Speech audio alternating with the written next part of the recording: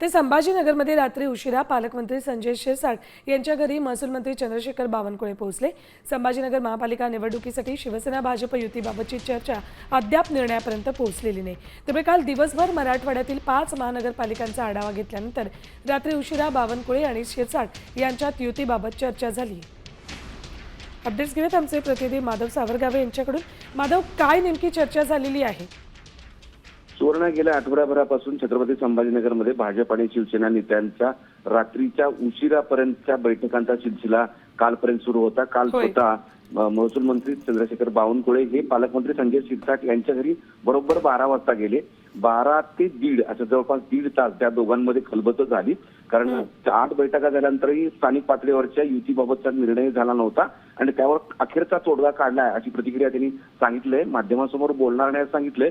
मात्र आज या सगळ्या स्थानिक नेत्यांची बैठक होईल आणि बैठकीनंतर एकत्रितपणे नेमकं कोण किती आकडा लढणार, किती जागा लढणार याबद्दलची घोषणा करतील असं दोन्ही नेत्यांनी सांगितलंय। त्यामुळे रात्री उशिरा या दोघांच्या भेटीमुळे छत्रपती संभाजीनगरमध्ये युती झाल्याचं जवळपास निश्चित झालं। धन्यवाद माधव संपूर्ण माहितीसाठी।